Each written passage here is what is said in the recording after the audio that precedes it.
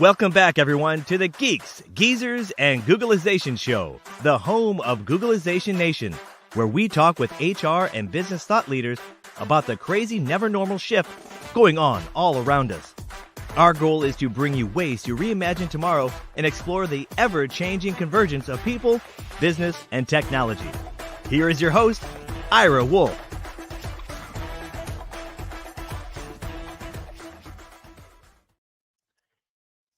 And welcome back, everyone, to the Geeks, Geezers, and Googleization Show. Thank you for being part of Googleization Nation.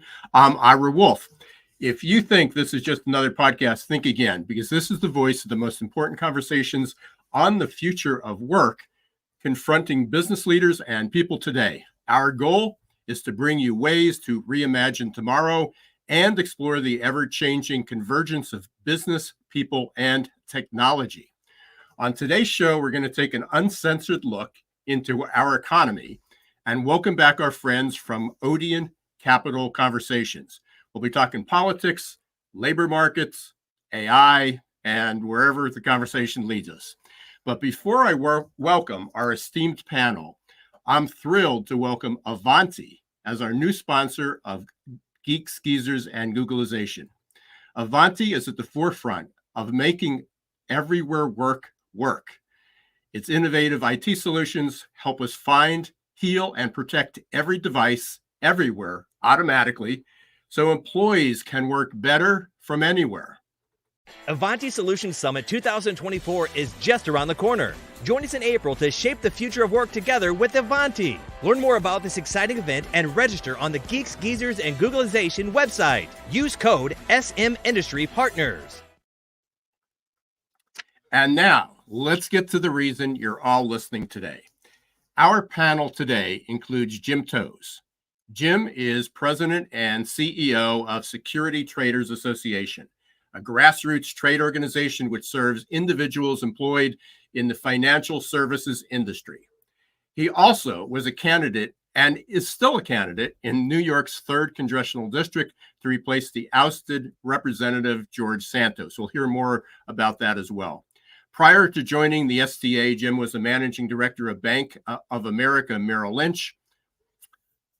And welcome back. We're going to welcome back Matt Van Alstyne, who's been a familiar guest on Geeks, Geezers, and Googleization for about the last year and a half or so. Matt is co-founder and managing partner of Odeon Capital Group, a New York-based independent broker-dealer with trading, investment banking, and research services. And Matt is also the highly respected thought leader on money and markets. And last but not least is my friend John Aidan Byrne. John's an experienced Wall Street business journalist and editor and successful podcast host and producer. He hosts the successful Odeon Capital Conversations podcast, as well as the popular Dig Life Deep podcast, on which I visit each episode for an update on the Future Shock 2.0. John, by the way, and this is great news, was recently hired as a consultant and advisor to the producer of a new movie on the extraordinary career of a legendary Wall Street CEO and company founder, philanthropist, and inventor. John is also part of the executive team on this movie in development. Welcome back, gentlemen, to Geeks, Geezers, and Googleization.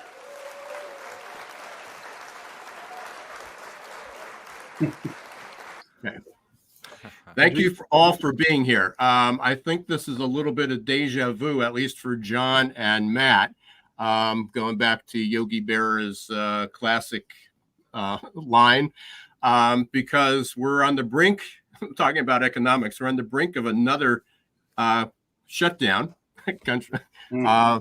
And it seems like every time we're on, we're either just past the shutdown or there's another shutdown coming up. But besides that, we've been talking for the last year about AI. We've been talking about labor markets. We've been talking about recessions, economy, soft landings. So we got a lot to talk about. And now we're in the throes of our election that is coming up. So lots of uncertainty. Let's start out with this question. And we can just go around. We're going to Jim, you're the virgin on the show, on the Geeks Googleization show. We'll start with you. Getting your perspective of what we're seeing. What are some of the key drivers that you're seeing that are shaping your work, shaping some of the future work, shaping some of the markets in what's a pretty wacky political and economic environment? And you're in the throes of it because you're straddling both worlds. You're straddling the markets, and you're straddling politics. Mm-hmm. Well, so first of all, thanks for having me on today, and also STA to just kind of talk a little bit about things that we're seeing here. And you are correct. Like the organization STA does sit in the middle of two worlds, right?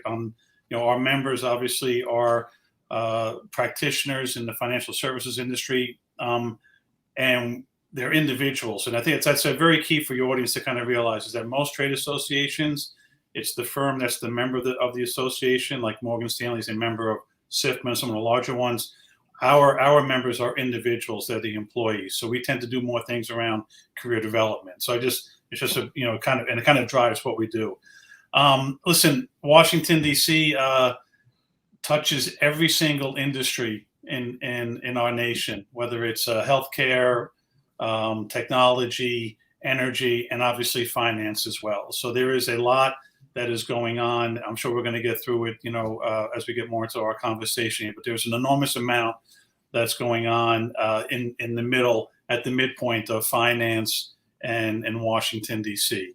If you pick an industry, there's going to be a government agency. And if there's a government agency, there's going to be at least 2 congressional committees that have oversight of that. So we can get into more details later on. But obviously, as it pertains to us, we're dealing with the government agency being the SEC, and then the 2 committees are the Senate Banking and the House Financial Services Committee, where we try to do as much work down there as far as educating. We don't lobby.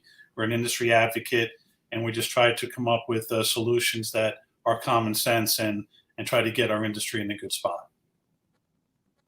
Thanks, Matt. Again, we've been back and forth for, I think this is our 6th or 7th show over the last year and a half or so.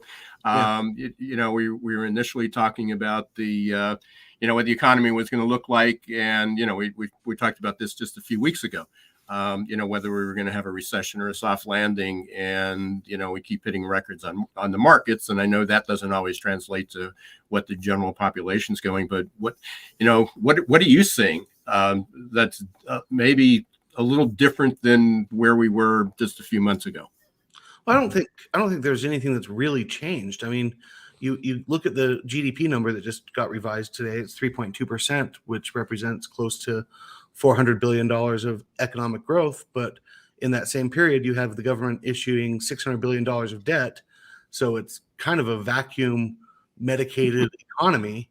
When you're issuing $600 billion of debt to grow less than that, you can kind of hear that giant sucking sound that Ross Perot made famous way back when. and in terms of the markets setting records, well, you look at the NASDAQ and it's up, I believe, like almost $1.8 trillion year to date.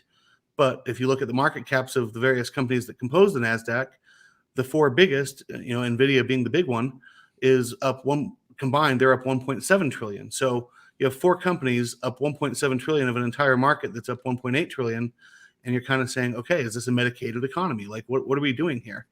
In terms of Washington, the reason we're living this Groundhog Day is because I don't know where there's adults or if our system is broken, but we don't have leaders in Washington, because the whole premise of getting rid of the Speaker of the House was to return to regular order. And ever since then, all we've been doing is every 4 or 5 weeks, they do another continuing resolution, which was the one thing that, this guy, Matt Gaetz, which, I mean, he must be a pyromaniac because he's trying to burn the whole place down with him, was saying we're going to get away from continuing resolutions. And yet that's all they've been doing since then. So you have a do-nothing Congress. You have a president who seems to be more focused on prosecuting his opponent and keeping, his opponents off the ballot than actually governing a country. And so to me, it seems like a very chaotic world where your normal signals like, oh, the stock market's reaching all-time highs, or GDP is 3.2%. Well, those signals usually would indicate to you that we're in a healthy economy. But then all you have to do is take scratch a little bit below the surface, and you find out that it's a very, very thin cover of an economy that's, kind of sucking wind. The government should not be issuing $600 billion of debt to get $400 billion of growth. And in terms of Jim running for office, man, I take my hat off to you. It requires good people like you to do stuff like that and get in there. And it just seems like, the number of Republican committee chairmen who are resigning this year, to me, sends a really bad sign that good people get to Washington, get frustrated, and throw in the towel. And that something's got to give, something's got to change. And I congratulate you, and I hope you get there. And I really hope that you get there and you stick it out and kind of be a voice for reform. Yeah. No, thank you for that. I mean, listen, I agree with a lot we just said. I mean, I think coming into this, it doesn't feel sustainable. We've both been around a long time. We don't know that there are. First of all, I just appreciate the fact that you kind of started with facts and then developed your opinion.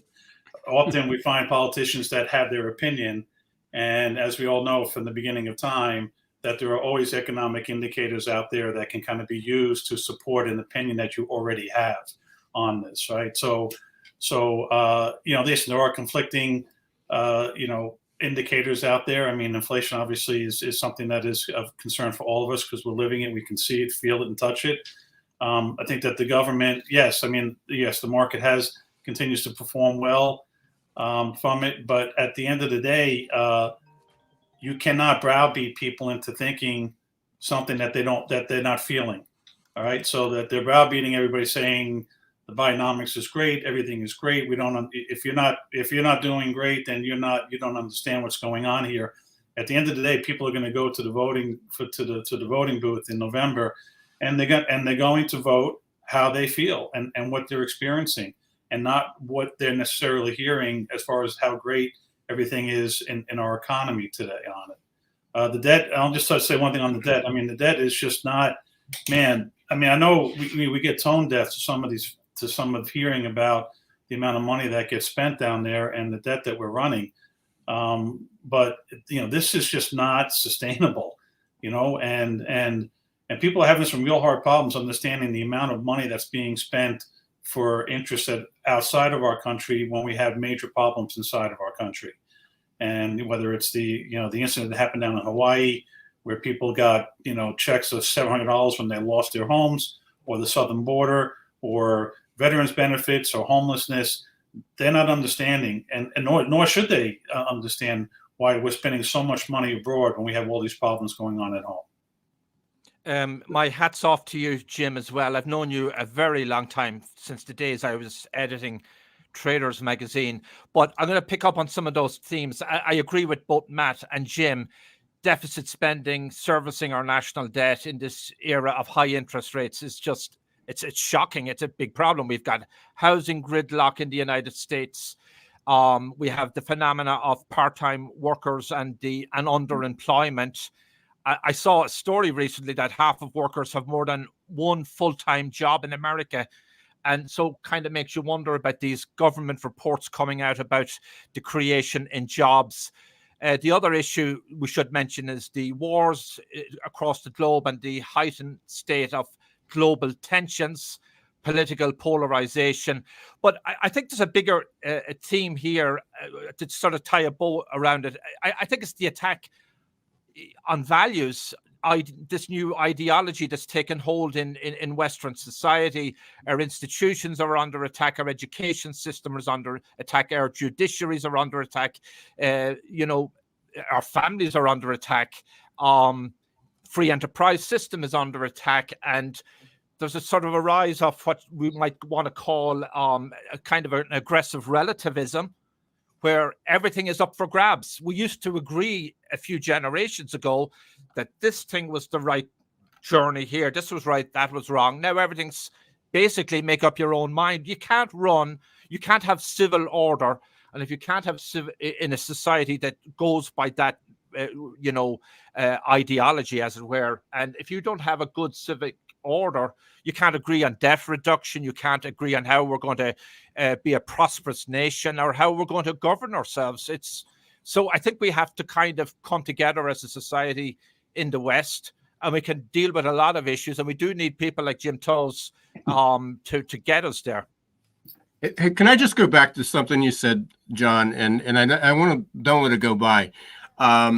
You said that in the past we all agreed, and we're all kind of white-haired or no-haired, white males, but we're all old enough to have lived, and I keep going back to look at times that we tend to forget. I was growing up and in college during the here's my 60s. President dies, civil rights leader dies, presidential candidate assassinated. So within a 5-year period, we had 3 assassinations in this country of major figures. We had an unpopular war, which we got now. We had a screwed up economy, which we have now. We had conversations about abortion, which we have now. 60 years later, I'm not sure. I mean, we're sort of being in that deja vu moment. We're sort of reliving some of that. I'm not sure we all agreed. But what we did do is we respected differences. And I think that's a huge difference. The fact that if an election was lost, there was a respect that we lost, and now we need to do better. We need to do differently. We need to get back in power. And that seems to be gone. But even respect for all differences, it seems to be what's lost. I don't want to get too philosophical, but I think that's a huge difference. I'm not sure that we all agreed in the past. No, I would pick up on that. Some of what you said makes sense. We had, we had the Civil Rights Act and various other acts to right a lot of historical injustices. We get all that. And we had the Vietnam era, and we had the riots on the campuses. I wasn't here then. I was over in Ireland. Yeah, you were having your own wars. Yeah, right. We're still sorting them out. But you could take the post-Second World War era, 1950s. They were a lot more stable times here. One person could be the breadwinner. And in a sense, by that definition, we were a wealthier nation in many ways. We carried far less debt. There's more stability in families and homes. Everybody seemed a lot more united politically and agreed more. And then we had the fallout, from Vietnam and the other debacles. Yeah, I don't know how. I don't even know how much politics. Because going back, because the '64 race, I'm not sure. We were pretty divided between Goldwater and Johnson, and then Johnson and Nixon. So there was always controversy, but we had, again, once it was over, we respected the differences. We may not have liked it, and certainly we had the riots and rebellion, against it, but there was still some odd way unity. I mean, so we always had our faith too. I mean, that going back to one of John's first points here. I mean, I grew up in a household which I think was very typical back then, where I had one parent that was center right and one parent that was center left, and it was kind of like the church kind of was in the middle and kind of kept those opinions from kind of getting too pushed out. And I think that to John's point, there has been some, I don't know whether it's organized or what, but that faith that existed maybe in my household growing up doesn't really, and across a lot of other homes back then, doesn't really exist to the same degree that it did back then. And I think that's kind of allowing these political opinions to get pushed out. And obviously, you take that and you combine it with the world of social media and news that, it's this exciting, it's the more, outrageous headline that gets more clicks and sells more.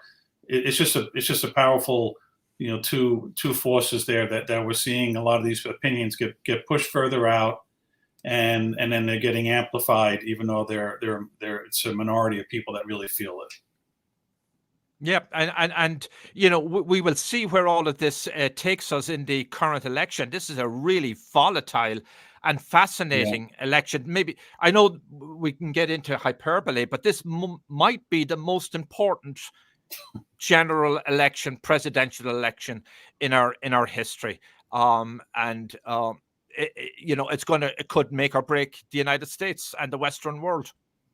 Yeah, and if everybody can see the comment that was up there, especially that that we also had a common enemy, that Russia was the bad actor in the world, and now there's even some perilous debate around that.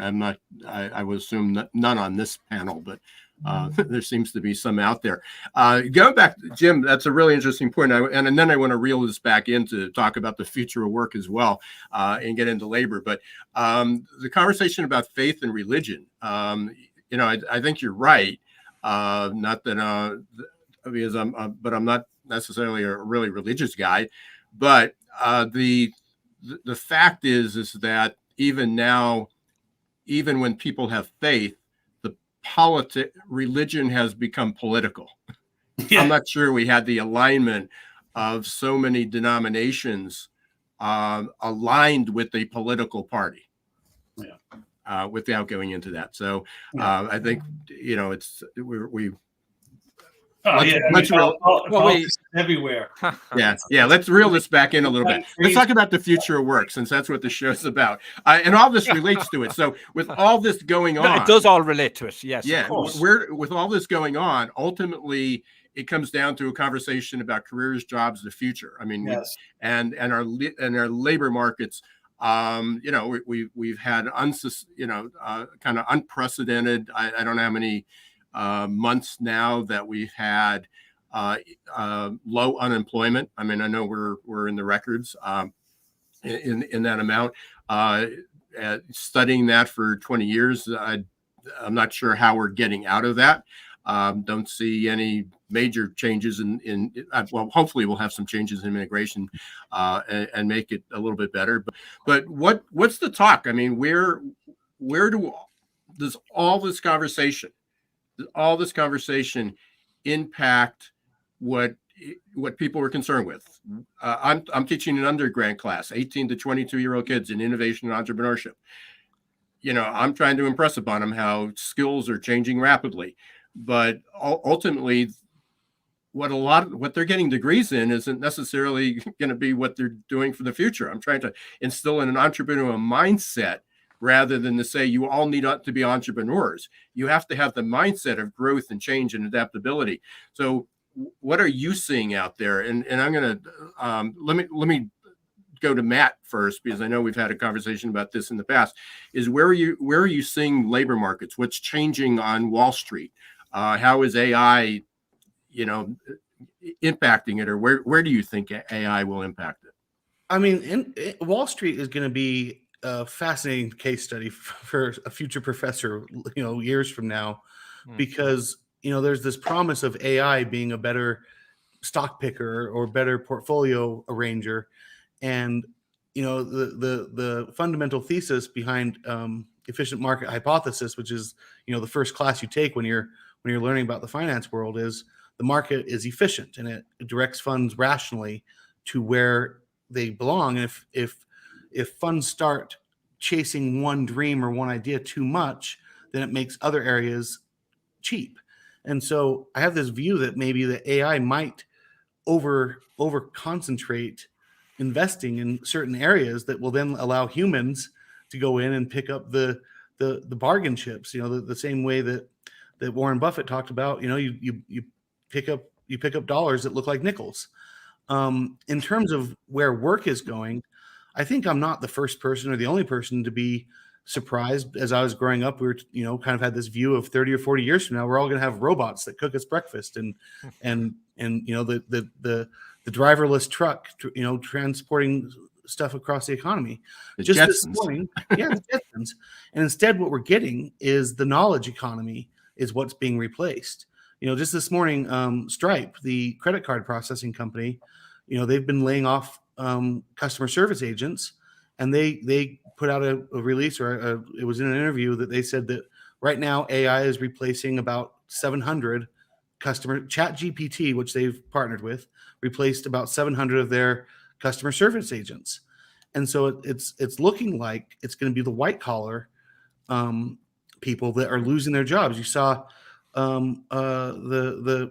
I can't remember his name. The director down in Atlanta, he was building an $800 million movie studio, and he put it on pause when he saw what ChatGPT's video creator could do in describing scenes, and he realized he's not going to need 80,000 square feet of studio space to create his vision when he's creating a movie. All he needs is a really, really good GMU and a GPU that has great ChatGPT inputs. And we're at the very, very, very beginning of this revolutionizing everything. And so I think you're right that your students aren't going to be practicing in a career that they studied and prepared for, because it was 5 years ago, the joke was during layoffs, oh, they can learn to code.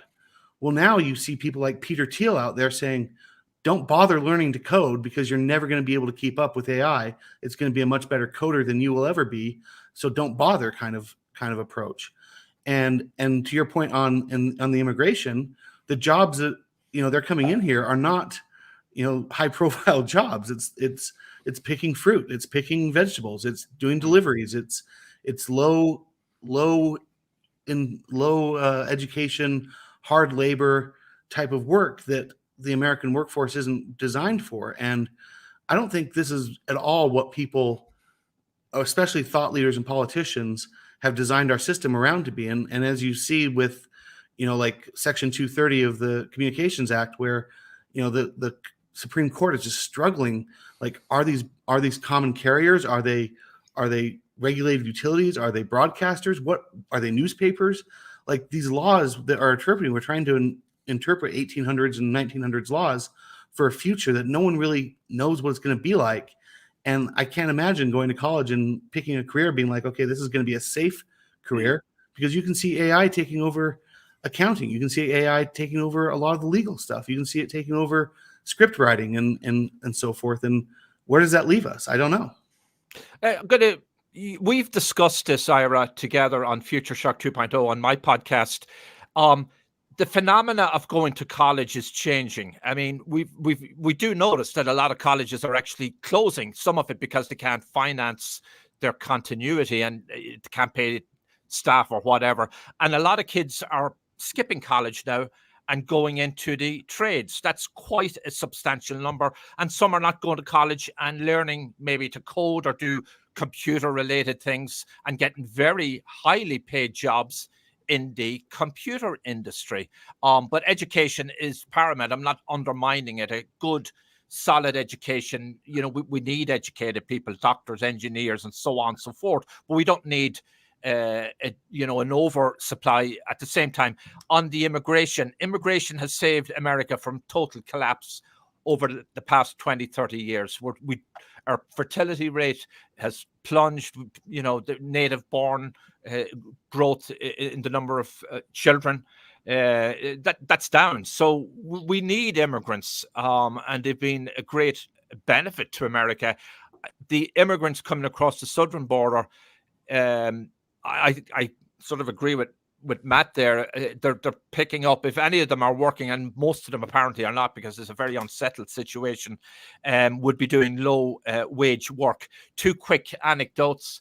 I know an employer in Massachusetts who runs a chain of Dunkin' Donuts, a very big chain. He couldn't find local staff for a lot of the slots, and he heard about all these undocumented coming across from the southern border, being housed in hotels in Massachusetts. And he spoke to the authorities, and he was able to get paperwork to put 20 of those, call them what you want, aliens, undocumented, to work in his Dunkin' Donuts. He immediately solved his hiring problem. So you see what's going on. There's a very strange dynamic. We don't have enough locals. We need to bring in immigrants, but the situation in the southern border is a total and utter disaster. And that's another problem in this country. We can't solve it. And they can't agree in Washington what everybody in America is crying out for. Yeah. Solve it. Well, I can tell you there's two things. I want to go back to something that Matt kind of talked about, and that's, the change. And I think what's a little bit, I don't want to call it unnerving, but it is definitely different, is the speed at which the change is happening. Right now, I did a job that was very manual. The first generation of technology that came into trading securities electronically had some benefits. I was able to trade more stocks. I was able to trade them a little bit better. But then I just got eaten like that Pac-Man show by the technology in it. So I do feel that that the amount of change that we're seeing right now, it's not so much the change, it's just how rapidly a new technology comes in, and then bang, it's like it's omnipresent, and it's disrupted so quickly. I mean, I guess I'm trying to, the Wright brothers, when they first did that plane thing, it took like 50 years to go from like that glider to like a plane, but then we went from a plane to a rocket ship like overnight. And I think that's what I think where we are kind of in this technology part, is that technology is into financial services. It has touched every industry, but now we're getting this like 2.0 or 3.0 version of it, where it's going to be disrupted much quicker than when it first came in originally. To the immigration point, John, what I'll say to you, I mean, listen, the driver here obviously is that we are a consumer. We are an economy built for the consumer on trying to get goods as cheap as possible, and obviously labor is a big part of the cost that goes into anything that we're purchasing on it.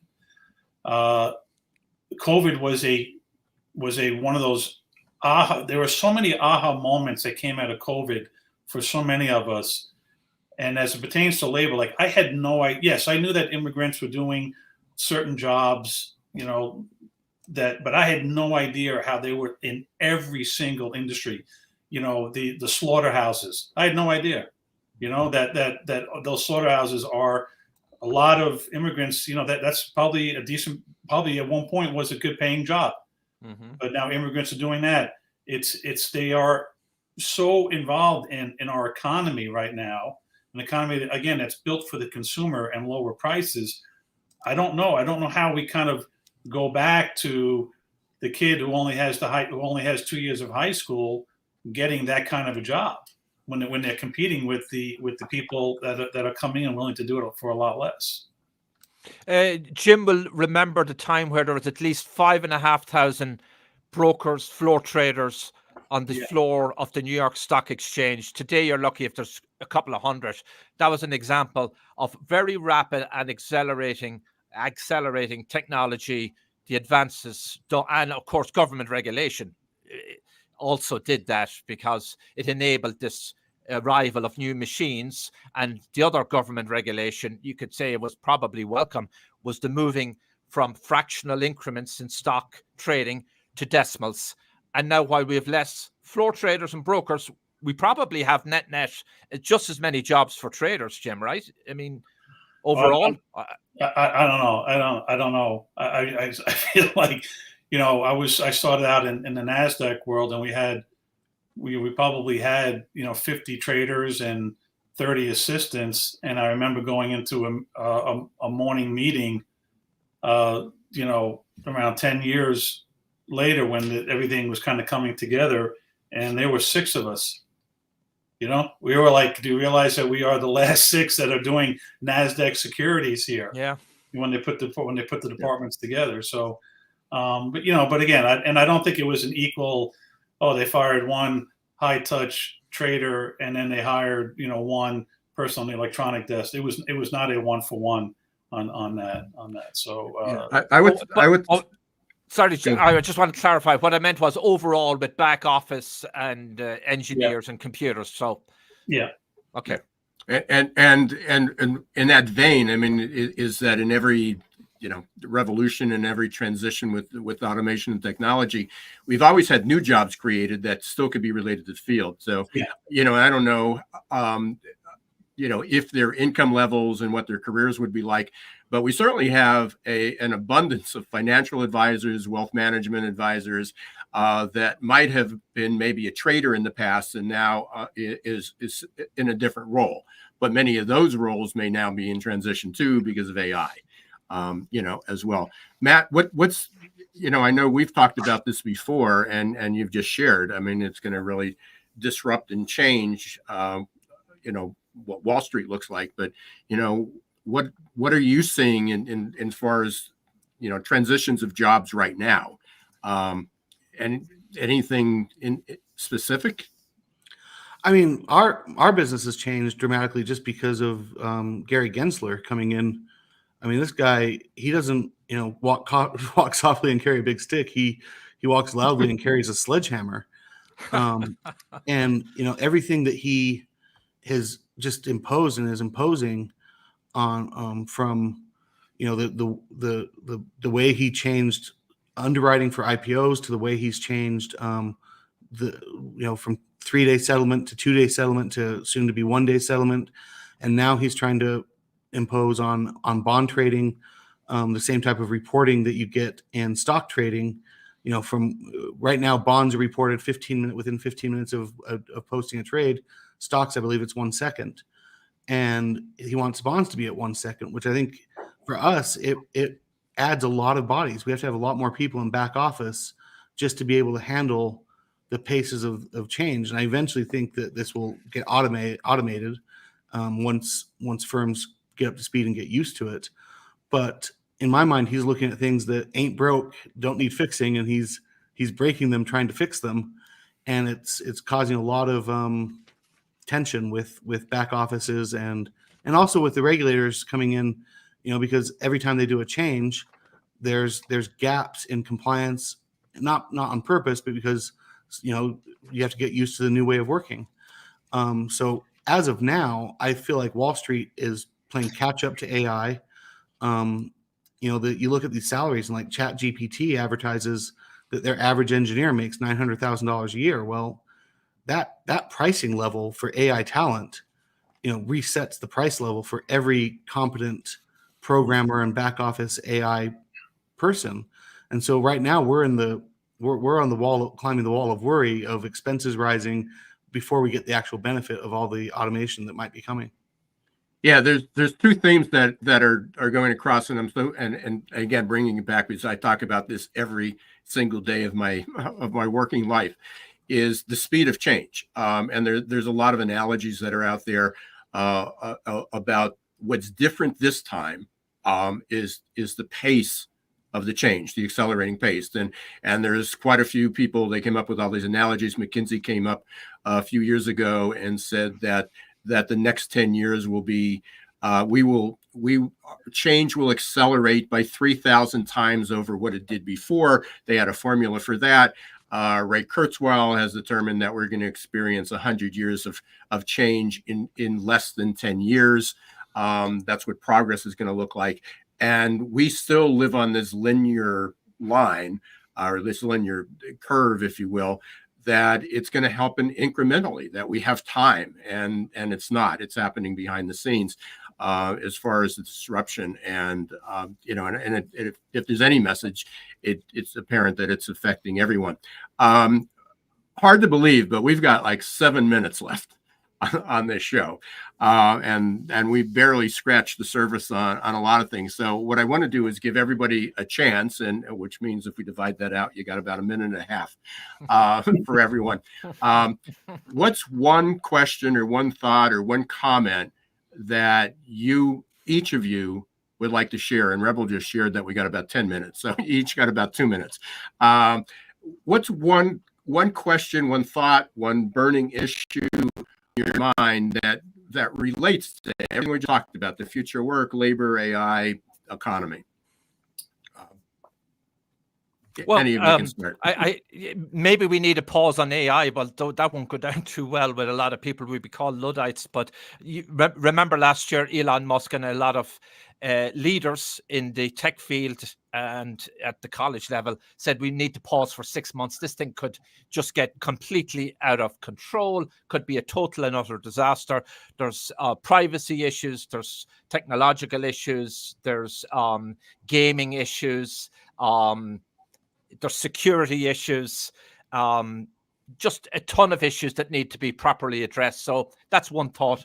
I think the restoration of civic order, then that'll lead to a lot more prosperity across the globe, and people come together. The end of all this crazy polarization, and then we need to get Jim Toes elected. Yeah. Well, I'll pick up on one thing because it is something that's being discussed right now. I mean, listen, the government regulators, they never move, as fast as the markets do. So we've always lived in that problem. But obviously, with technology moving as fast as it does, the government needs to find a way to kind of pick up the pace a little bit on some of this. And the area where I think where all of us, where I would kind of just challenge people to think about is that area around, you want the government to protect you, but then you also have rights to your privacy. And the amount of information that a government needs from you in order to protect you, that's a lot of private information that they are grabbing from you now. And how do they protect that? And that's just something we need to be thinking about. How comfortable are you giving this information to the government, which they need to perform some level of protection around this, around who's purchasing what, around it. But on the other hand, like we are giving up our privacy at a scale that it is unthinkable. The amount of information and the comfort that we have with just giving information to the government or even companies. Clear has my retina scan, and all this stuff that can be hacked. And we just need to really be thinking about that yes, we want our government to be protecting us from these things. That is going to require them to have information, but just seriously just think about how that infringes on your rights and your privacy. I think an area, I agree with Jim and John too, but I think an area that we're really not focused on as a country is we're very Europe centric. Our biggest national security group, NATO, is comprised, aside from Canada, of all European nations. And our foreign policy looks through the world through a European lens. And what we're missing as a country, in my mind, is if you look at the demographic trends, Europe has been shrinking as a percent of global population, for going on 5 or 6 decades now. And it's accelerating. Germany has a demographic crisis. UK has a demographic crisis. France has a demographic crisis. Those are the 3 biggest countries or economies in Europe. And in the meantime, Asia is growing leaps and bounds. So we're, as a country, hitching our wagon to a part of the world that is shrinking in importance and shrinking in size and shrinking in scope, while the areas that we're not focused on, Africa and Asia, are growing rapidly. And I think we, as a country, need to, at a minimum, recognize that Europe is not the future of where the global conflicts will be or where global stability should be sought. In fact, Europe looks more and more like it's going to have economic stagnation as their populations begin to shrink and move into retirement mode. And the only reason America is unique from that is the immigration. And the problem we have with the immigration, which is well known and well documented, but it would be great if we could have a controlled immigration where we're getting the workers we want versus the workers we don't want. And we can get people who can show up and do jobs legally, pay into the system, get their families established, and become Americans, rather than be left in limbo for decades and decades on end, especially these children that are in here without documents that become adults and are educated and speak English and, have a real struggle because, they're relying on former executive orders from presidents from 3 presidencies ago to keep them working. And so we need in my mind, we need a wholesale change as to what America's role is in the world and a reapproach to that, and stop being so European centric. I'll drink to that. So, Matt, we'll stick with you. How can people learn more about Odeon Capital Group? How can they get in touch with you? Well, we have a website, odeoncapital.com. We tend to focus on high net worth customers and hedge funds, but we do our podcast with John. We're on a hiatus right now. We're going to relaunch, and it's Odeon Capital Conversations on all the streaming platforms. Yep, definitely can recommend that. Jim. Yeah. How can we how can people learn more about you, get in touch with you? And you're walking those double lives. Yeah. I mean, for STA, we're out there too. LinkedIn, Twitter, STA, securitytraders.org. We're out there. Okay. And what about if they're interested in your political life? Yeah, well, it's easy. Well, you know, with the last name like Toes, it's easy to find me. You know, Toes for Congress. It's I got a website as well. So. And you're actually a registered Republican versus the last candidate? I am. Yes, I have. Yeah. And I did mention that Jim had a career on Wall Street. The famous George apparently didn't, or was certainly stretched reality quite a bit.